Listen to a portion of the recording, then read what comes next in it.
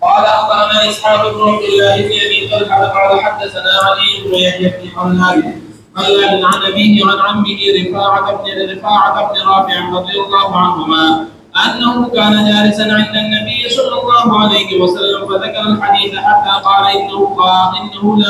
لا تتم صلاة أحدكم حتى يسبغ الوضوء كما أمره الله عز وجل. تر هغه پورې د یو مسلمان مونږ پورا کیږي نه چې د او دس پورا کړی نه تاسو راته یو جواب پورا کیږي موږ د جمهور مذهب څو ویل چې د خپل وظیفه مساده که غسل او شیعاګان مسوي نو موږ بلا دلایل 15 دلایل کوم په ابتدا کې ویل کنا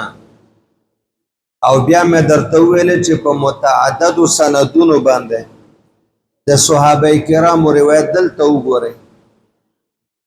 تاسو په باب د مسکه دا څلور ټکی وانه اورئ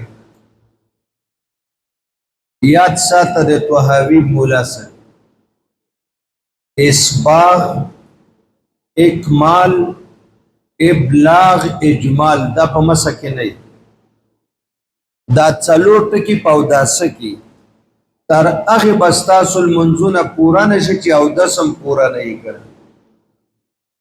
او اسباغ څه ته وایي چې هر اندام ته پورا وبني رسو فرض او سنت او مستحب دی پورا کړی نه د اسباغ ټکی نم پته ولګی چې وظیفه د رجلانو څه غسل د مسح كما امره الله عز وجل فيغسل وجهه يو ويدي دوا الى المرفقين دیکھو هم تاسو ویل چې دا مرفقین په یدین کې غداخل دي کنه غایه مغیا کې داخله ده کنه ده امام زوفر مذهب خود ارتیا ته چې غایه مغیا نه څه ده مرفق بهر ده کعب بهر ده من وی غایه مغیا کې داخله ده دلته غایه لپاره د اسقاط د ماورا ده چې د مرفقین نه اخوا حکم د غسل ساقط او مرفقین غسل کې داخل او ورپسې ويمسح براسه مسب په سر باندې کوي ورجله ويغسل رجليه الى الكعبين او بل دلته دو قراءات امراغلی وارجلكم وارجلكم د مخفف قراءت چې موزیوی نو مسوک او چې نه نو غسل وبه قال حدثنا روح بن الفارق قال حدثنا عمرو بن خالد قال حدثنا ابن لهيعة عن ابي الاسود عن عباد بن تهيم عن عمه رضي الله عنه ان النبي صلى الله عليه وسلم توضا ومسح على القدمين وانه كان يفعل ذلك فذهب قوم الى هذا وقالوا هكذا حكم الرجلين يمسحان كما يمسح قومنا مراد اماميه دي التمنګ ویل چې شیعاګان امامیه هغوی دا وایي چې وظیفه د دې مسح ده قوم نه مراد دوی دي وقالو حکم رجلین یمسحان کما یمسح الراس داسې مسح به پې کېږي لکه څنګه چې په سر وخالفهم سره به شپږ جوابات احناف ول او من خو دې نه انکار نه کوو دوه قرات راغلي دي وامسحوا برؤوسکم وارجلکم د جر والا قرائت نه مس معلومیږي که خپوزه په خپوله وارجلکم د نصب قرائت په ایدیکم عطف غسل دا کموزه په خپو باندې نه یا ذکر د مسدا مراد نه غسل خفیف لګ لګ وباړول اذا جال احتمال بتولل وخالفهم د دې مصداق جمهور علماء کرام مخالفت کړی ده په مسح الرجلین کې امامیه سره آخرون جمهور علماء کرام هغه ویلي دي چې د دې وظیفه غسل ده او مسح نه ده واحتجوا في ذلك من الآثار بما به قال حدثنا حسين بن نصر معاذ نه صحابه کرام شمار بیا امام طحاوی رحمت الله علیه د خپل مدعا د جمهور چې د خپل وظیفه غسل د مسح نه ده د نه صحابه کرامو نه پشپاړسو سندونو باندې ذکر شپاړسو سندونو باندې په دې زمن کې به امامیه او ته جوابات ورکړل. وبه قال حدثنا حسين بن مسلم قال حدثنا الكريمي قال حدثنا زائدة بن قدامة قال حدثنا علقمة بن خالد وخالد بن علقمة عن ابي خير قال دخل علي رضي الله عنه الرحبة ثم قال لغلامي الرحبه په کوفه کې دارالاماره د علي صاحب د دارالاماره مخه ته چبوترا و دې باندې بدای کې ناسته. ثم قال لغلامه ائتني بطهور فاتاه بماء وتصبغ موبایل ورته کې راوړ او خانه کې راوړل. فغسل رجليه ثلاثا وقال هكذا ګوره اشه پوه شو دلته څه وی فغسل رجليه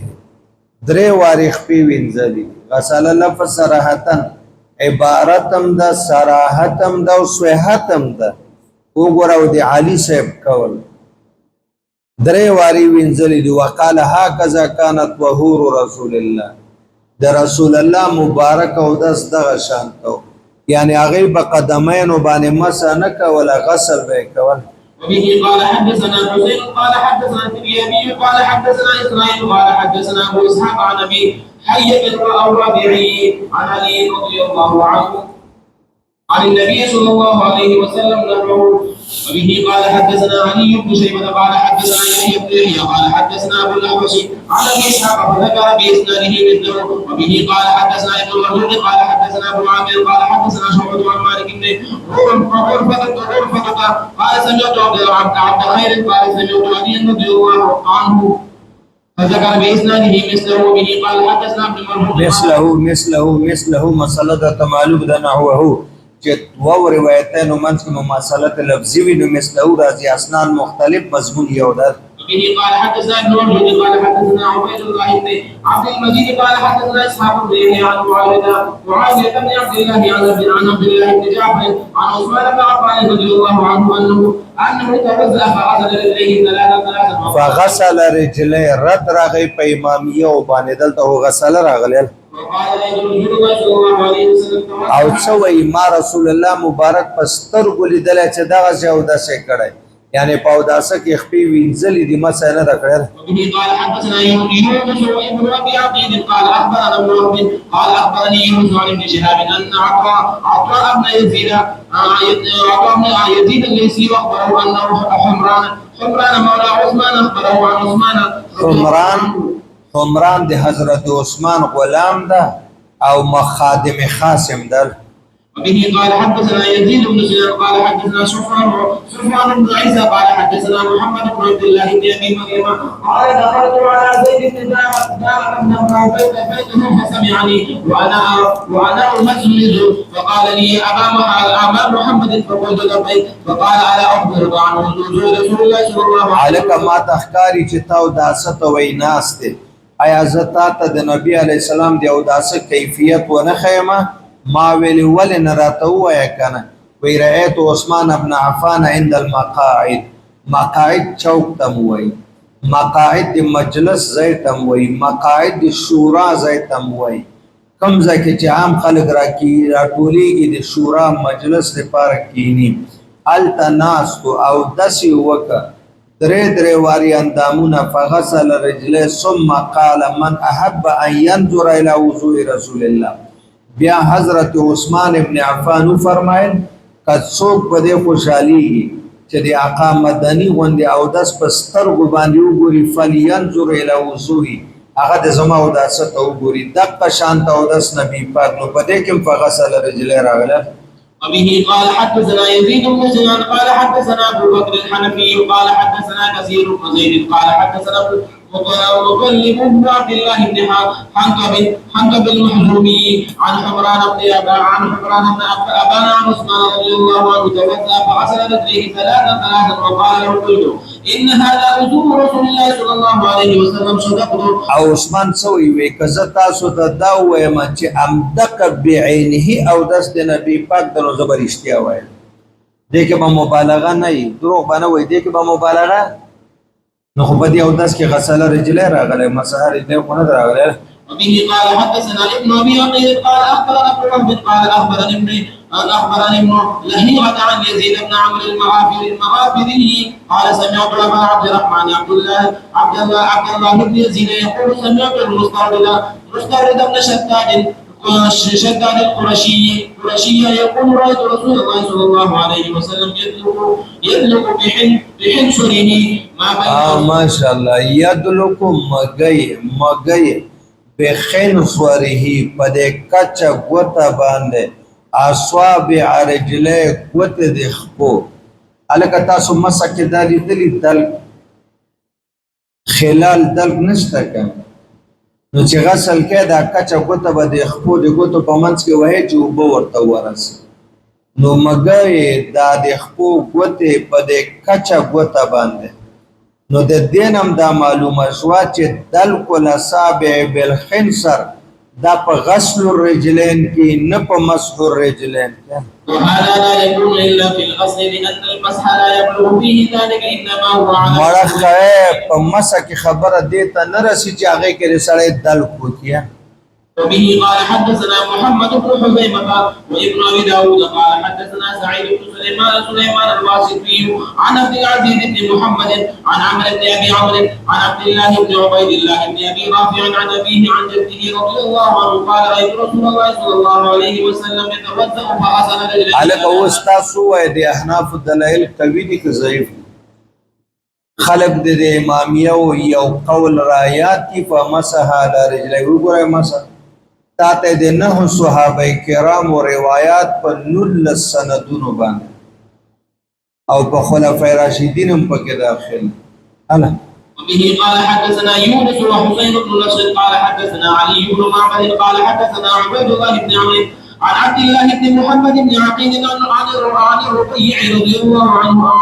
عنها قال كان رسول الله صلى الله عليه وسلم يأتينا ويتوضأ للصلاة فيغسل رجليه ثلاثا ورا فآغا دوشتو صحابه کرامو کې چې امت ته د رسول الله مبارک دی او داسه کیفیت او طریقه نقل کړی دا یو پکې صحابیه ربيعه بیبی ده. ربيعه بیبی وای فیغسل رجله ثلاثا جزاء خبه مبارک به درې واری وی الله. وبه قال حدثنا ابن ابي داود قال حدثنا ابو عمر الحرزي قال حدثنا همام قال حدثنا عامر الاحمر عن عطاء عن ابي هريره رضي الله عنه ان رسول الله صلى الله عليه وسلم توزع فمزمز واستنشق ثلاثا وغسل وجهه ثلاثا وذراعيه ثلاثا ومسح راسه ووضع قدميه وغسل قدميه او دس ورک خپوته معنا خپي او وینځل. وبه قال حدثنا احمد بن داود قال حدثنا مسلم قال حدثنا ابو عوانة عن موسى بن ابي عائشه عن عمرو بن شعيب عن ابيه عن جده رضي الله عنه ان رجلا اتى النبي صلى الله عليه وسلم فساله كيف الطهور فدعا بماء كيف الطهور قربان دي او دس طریقه را توخی او دس څنګه کیږي فتوضا ثلاثا ومسح براسه وغسل رجليه ثم قال هكذا الوضوء فمن زاد على هذا او نقص فقد اساء وظلم. لږ ودرېږه رسول الله مبارک هر اندام درې واری وی پسر مبارک مسو او بیا وتل هکذا الوضوء او دس کامل دقه شانتای فمن زاد کڅوک درې وارونه زیات یو اندام وینځي على هذا په مقدار مسنونه باندې مقدار مسنونه درې واری دي کده دې نه زیادت کوي څلور پنځه شپږ واری وینځي او نقصا یا درېونه کمی یو یا دو واری وینځي فقط اساء دې سړی بیا ادبی وکړه ترک الادب یو وظلم ځان سره زیاته و ولی یعنی کده درېونه زیات وینځي او سنت غنی دې بیا ادبی کوي سنت درې واره ده او کې کمی دو واری سنت غنی د ځان سره ظلم وکبه تضييع الثواب د سنت او ثواب د نزایش فقد اصحاب بیادبی وکړه وظلم ځان سره زیاته و لا سنه دو واری خپې دو واری او بیا ودا سنت دي الکه د سنت او ثواب د زایک اوس مولانا صاحب دلته دا راضي بلکې راضي فقد اصحاب وظلم و یو بل ټکه مستورسه په خپل مناسب ځای براشي نو هلته تاسو ته پته ده چې دې سړي ګناه وکړه چې دا کار کوي. اوس یو سړی ده هغه په 3 وارې لاسونه نه پاکي د وسوسې بیمار. یو سړی د مصري ده ټوله ورځ ګریس او تیل په دې اوسپنو وهلي لاسونه تور خپې تورې دي. یو سړی د زمیندار د 1 ایکړې ده. یو سړی د مزدور کار د ټوله ورځ سیمټو خټو کې لاس پې وهلي هغه په 3 وارې نه پاکیږي.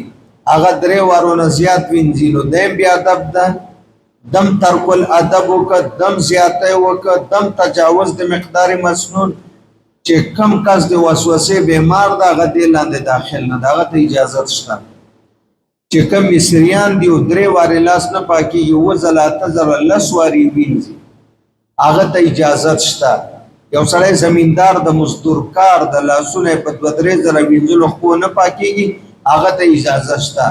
دا هغه چا لپاره دا حکم ده چې نه د وسوسې بیمار ده، نه مصري ده، نه زمیندار ده، نه مزدور کار ده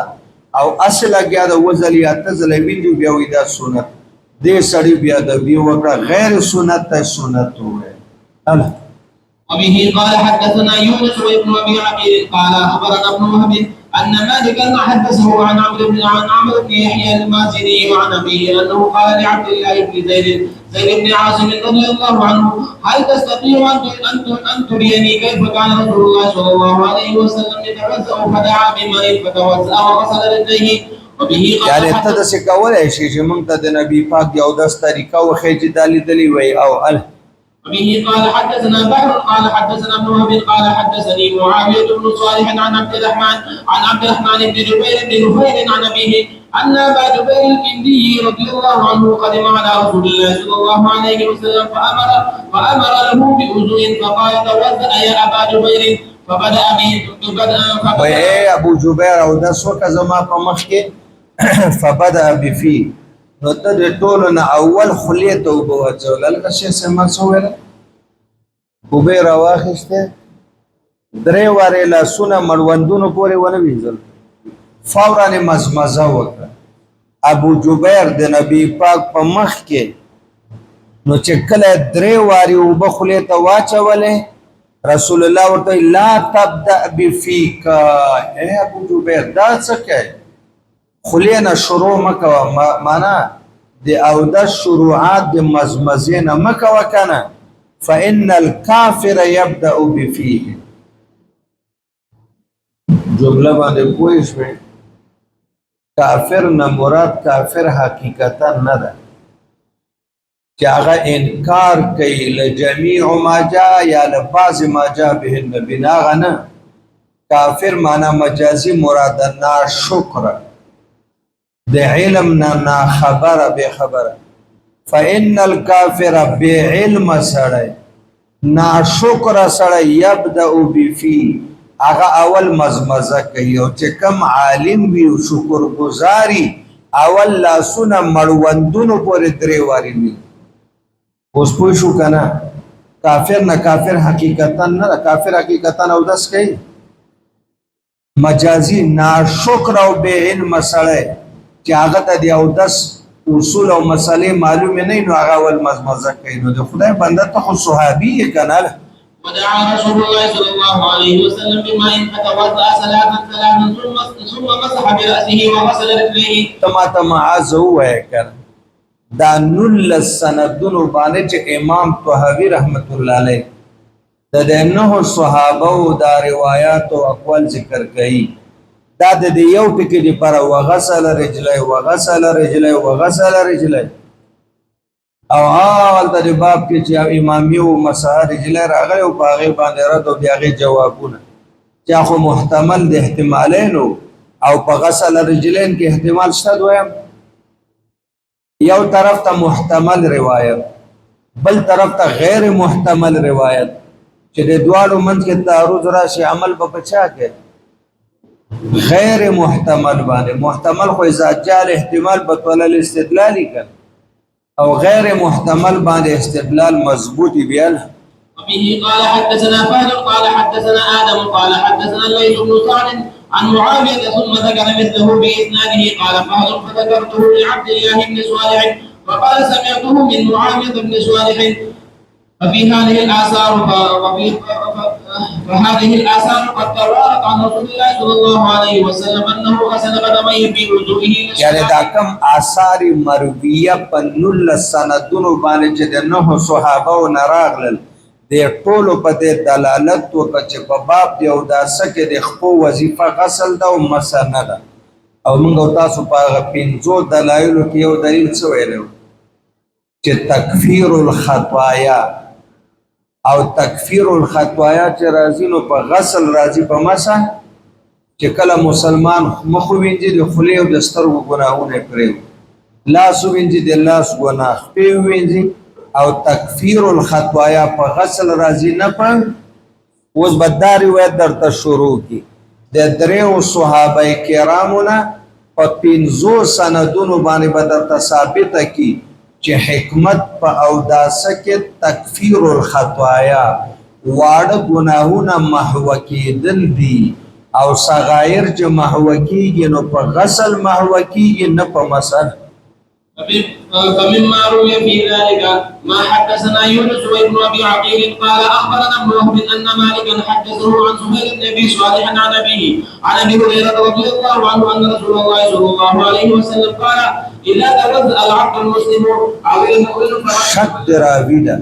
چې رسول الله مسلم ویل ک مؤمن منګوي دواړه یو د ایمان اسلام یو دا کنه لکه نسبت د مساوات ویل او کنو فغسل وجه خرجت من وجهه كل خطيئه. جلال الدین سیوطی رحمت الله علیه اعتراض کړي چې خروج او دخول په اعیانو کې څه کړي خرج زید و خرج بکر و دخل زید و دخل بکر خرج علم و دخل علم ویل شي الک گناهونه لقبیله د اعراضونه اعراضو کې دخول او خروج نه راځي دلته وایي چې سړی مخ وینځي خرجت من وجهه خارج شي د مخ نه کل خطیئه ار ګناه نظر الیها بعینی چې هغه ګناه ته په سترګو باندې کتل سترګې مخ کې دي کنه دي تو جواب بچو کې چې خرجت په معنا د محیت او سقطوت سره خرجت په خپل حقيقي معنا نه ده بلکې محیت او سقطوت محو شي او ساکت شي د مخ نه ټول ګناهونه نو سترګې دي پسترګې نامحرم ته قتل یا جنبیت دا سه زایونه د قتل چې الله منع کړه فاذا غسل يديه خرجت من يديه كل خطيئه نو چې پلاس د کومه ګناه کړه د وړه پردی خزي سره د لگاونه غنا محرم سره د لاس ور کړه یا د ګناه سیز د پیراو چت کړه نو محو شي ارغه ګناه بطشت ها یدا چې هغه ګناه کړی وي د لاسو نو ګوره دا محو په غسل راځي نه په مسح فاذا غسل رجليه او چې کله خپي وینځي خرجت كل خطيئه نو ساکت شي محو شي ارغه ګناه مشت الیها رجلا چې هغه ګناه ته د په خپو باندې ورغله الکه ګناه د ګناه زه ته سړی په خپو نه شي دا وګوره نو ګوره دا په مسح باندې نه کیږي دا حکمت په اوداسه کې محو الذنوب او محو چې راځي په غسل نه په انا به قال حدثنا حسين بن مسلم قال حدثنا ابي مريم قال اخبرنا موسى بن يعقوب قال حدثني عباد بن ابي صالح السمان انه سمع اباه يقول سمعت ابا هريره يقول سمعت رسول الله صلى الله عليه وسلم يقول ما من مسلم يتوضا فيغسل سائر رجليه الا خرج مع قدر الماء كل سيئه مشابه ماء او اخري ساز کې چې خپونه ولېږي د وینځلو نه پس نو چې څومره ګناهونه صغیره د خپو کړي دي هغه د سره ساکت شي به قال حدثنا ابن داود قال حدثنا حماني قال حدثنا قيس بن ربيع عن الاسود بن قيس عن ثعلبة بن عقاد العبدي عن ابيه رضي الله عنه قال ما ادريكم حدثني ما ادراكم تاسو ته څه پته ده حدثني رسول الله ازواجا و افرادا ما ته بیان کړی د نبی پاک ازواجن جوړه جوړه و افرادن د سه حال کې چې ما سره بنور کسانم یا بزه یوازیو ما من عبد يتوضا فيحسن الوضوء فيغسل وجهه حتى يسيل الماء على ذقنه چې مخ وینځي او به په زنه را روان دي بیا مخ وینځي لاسونه حتى يسيل الماء على مرفقه چې او به په لیچو څنګهلو باندې مرفقین او خپې وینځي چې دا او به په کعبین او ګټکو را روان دي ثم يقوم فيصلي ركعتين او دا سنه فارغ شي 2 رکعات شکرانه الملک او دا سکه غفر له ما سلف من ذنبه چې دی او داس نمخ کې څومره صغیره ګناهونه کړی هغه معاف شو دی وبو سره هغه ساقط شو ار چاڅ کی سره امام شعرانی وای امام ابو حنیفه با په وبو کې ګناه لیدل لختی باندې او داس کا وړاندې یو ځوان ناس په امام صاحب نمخ پروان وبو چرندام دی هغه وبو په امام صاحب را روانه هغه وبو کې ګناه ولید د حقوق الوالدین دا خو کبیره ګناه چاودا شو کا غزوان ته بچی دی خوراش وې مور خپل د ژوند دی وای ګور دی هغه نه فرمانی مکو خدمت وی زه خو نه کوم وستانه فرمانی الله ما ته په وبو کې وګور ډیر علما دي چې د اودس او د چارندام په وبو کې هغه ګناهونه کتل چې دا محوکی او ثابتي نو دا محو او سقوط چې راځي دا په غسل الرجلین راځي نه په مسح الرجلین اللهم صل على محمد اللهم اشف مرضانا